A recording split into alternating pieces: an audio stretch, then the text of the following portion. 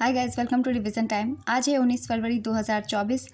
चलिए शुरू करते हैं आज के करंट अफेयर्स के क्वेश्चन। अगर ये वीडियो आप सभी को अच्छी लगे तो वीडियो को लाइक ज़रूर कर दीजिएगा और साथ ही बेल आइकन प्रेस करके चैनल को भी ज़रूर सब्सक्राइब कर लीजिए। इस तरह की कम टाइम की करंट अफेयर्स की वीडियो आपको हर दिन मिलते रहेंगे। तो चलिए फिर शुरू करते हैं आज की करंट अफेयर्स के क्वेश्चन, मगर उससे पहले जान लेते हैं 17 फरवरी को पूछे गए क्वेश्चन का सही आंसर क्या है, क्योंकि 18 फरवरी को संडे था और संडे को वीकली करंट अफेयर्स की वीडियो आती है। तो चलिए पहले जानते हैं 17 फरवरी को पूछे गए क्वेश्चन का सही आंसर। किस शहर ने 2026 तक दुनिया की पहली एयर टैक्सी सेवा शुरू करने की घोषणा की?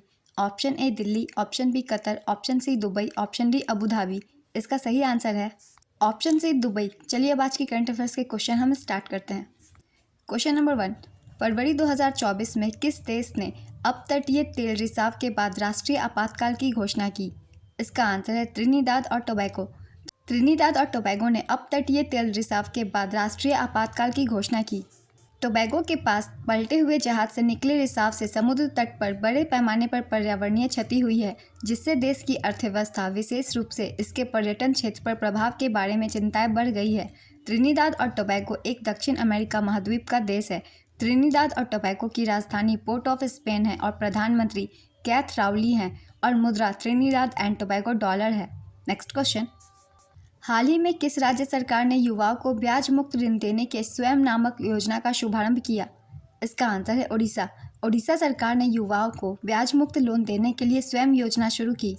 ओडिशा सरकार ने स्वयं योजना के तहत राज्य के युवाओं को 1 लाख रुपए तक ब्याज मुक्त ऋण प्रदान करने का निर्णय लिया है। यह योजना 18 से 35 वर्ष के आयु वर्ग के 1 लाख पात्र ग्रामीण और शहरी युवाओं को ऋण प्रदान करेगी। योजना लागत 672 करोड़ रुपए। यह योजना 2 साल तक लागू रहेगी। नेक्स्ट क्वेश्चन, हाल ही में किस राष्ट्रीय फिल्म पुरस्कार का नाम बदला गया? इसका आंसर है इंदिरा गांधी पुरस्कार और राष्ट्रीय एकता पर सर्वश्रेष्ठ फीचर फिल्म के लिए नरगिस दत्त पुरस्कार। राष्ट्रीय फिल्म पुरस्कार श्रेणी से इंदिरा गांधी नरगिस दत्त के नाम हटाए गए। सर्वश्रेष्ठ डेब्यू फिल्म के लिए इंदिरा गांधी पुरस्कार और राष्ट्रीय एकता पर सर्वश्रेष्ठ फीचर फिल्म के लिए नरगिस दत्त पुरस्कार का नाम बदल दिया गया है। इन पुरस्कारों से दोनों नाम हटा दिया गया है। साथ ही दादा साहेब फाल्के पुरस्कार के लिए नकद पुरस्कार को 10 लाख रुपए से बढ़ाकर 15 लाख रुपए कर दिया गया। इसके अलावा विभिन्न श्रेणियों में स्वर्ण कमल पुरस्कारों के लिए पुरस्कार राशि बढ़ाकर 3 लाख रुपए और रजत कमल विजेताओं के लिए 2 लाख रुपए कर दी गई है। नेक्स्ट क्वेश्चन, हाल ही में किस देश ने नया वर्किंग लॉ बिल पेश किया है? इसका आंसर है ऑस्ट्रेलिया। ऑस्ट्रेलिया की संसद में इस हफ्ते कर्मचारियों के हितों की रक्षा के लिए एक नया बिल लाया गया है।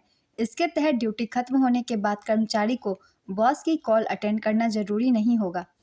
कर्मचारी को ड्यूटी के बाद ऑफिस का कोई काम नहीं करवाया जा सकेगा। बिल के ड्राफ्ट के मुताबिक अगर कोई अधिकारी अपने कर्मचारी को ड्यूटी खत्म होने के बाद किसी भी तरह का काम करने के लिए मजबूर करता है या दबाव डालता है तो उसे तगड़ा हर्जाना देना होगा। नेक्स्ट क्वेश्चन, भारत किस द्वीप समूह पर नया नेवल बेस स्थापित करने जा रहा है?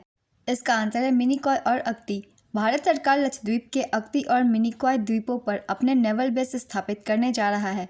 रक्षा मंत्री राजनाथ सिंह 4 से 5 मार्च को मिनिकॉय में इसका उद्घाटन करेंगे। भारत ने इस क्षेत्र में अपनी सैन्य ताकत बढ़ाने के लिए यह कदम उठाया है। नेक्स्ट क्वेश्चन, हाल ही में 20 लाख करोड़ रुपए का बाजार पूंजीकरण पार करने वाली पहली सूचीबद्ध भारतीय कंपनी कौन सी बनी?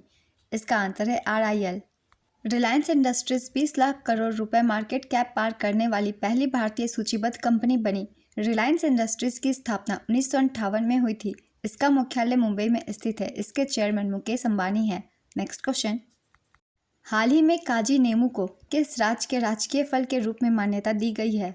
इसका आंसर है असम। असम के कृषि मंत्री अतुल बोरा ने घोषणा की कि काजी नींबू को असम के राजकीय फल के रूप में मान्यता दी गई। यह नींबू की किस्म का एक फल है। काजी नींबू को पहले ही GI टैग मिल चुका है। पिछले 2 वर्षों में इस फल को मध्य पूर्व सहित कई देशों में निर्यात किया गया है। नेक्स्ट क्वेश्चन, हाल ही में किसने PM सूर्य घर मुफ्त बिजली योजना का अनावरण किया? इसका आंसर है नरेंद्र मोदी। PM मोदी ने प्रधानमंत्री सूर्य घर मुफ्त बिजली योजना शुरू की।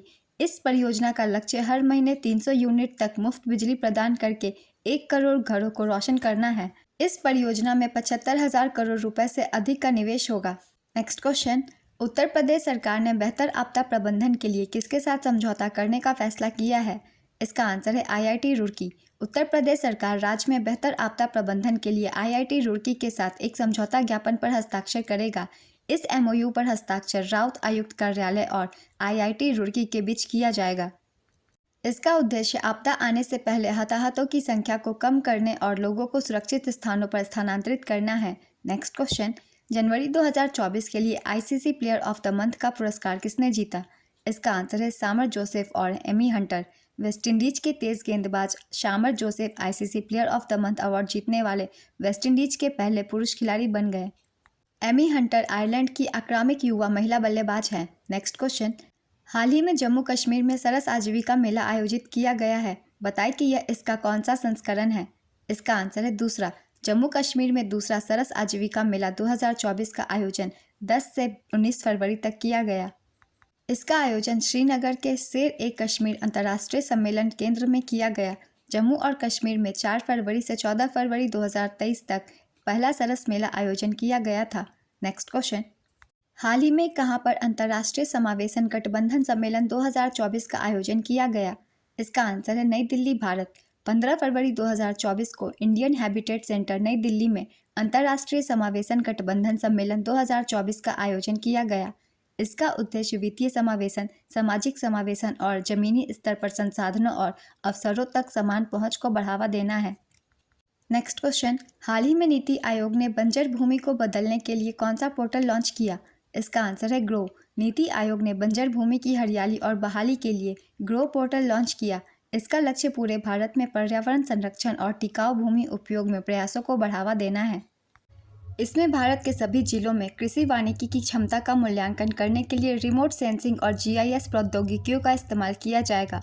ग्रो पहल 2030 तक 26 मिलियन हेक्टेयर खराब भूमि को बहाल करने और 2.5 से 3 बिलियन टन CO2 के बराबर अतिरिक्त कार्बन सिंक बनाने की राष्ट्रीय प्रतिबद्धताओं के अनुरूप है। नीति आयोग की स्थापना 1 जनवरी 2015 को हुई थी। इसका मुख्यालय नई दिल्ली में स्थित है। नीति आयोग के CEO BVR सुब्रमण्यम है और उपाध्यक्ष सुमन के बेरी है। नेक्स्ट क्वेश्चन, हाल ही में ICAI का नया अध्यक्ष किसे नियुक्त किया गया? इसका आंसर है Ranjit Kumar Agarwal. Ranjit Kumar Agarwal institute of chartered accountants of India के नए अध्यक्ष बने।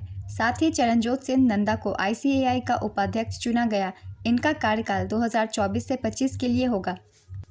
ICAI को चार्टर्ड अकाउंटेंट अधिनियम 1949 के तहत संसद के एक अधिनियम द्वारा स्थापित किया गया है। ये दुनिया में सबसे बड़े पेशेवर अकाउंटेंसी निकायों में से एक है।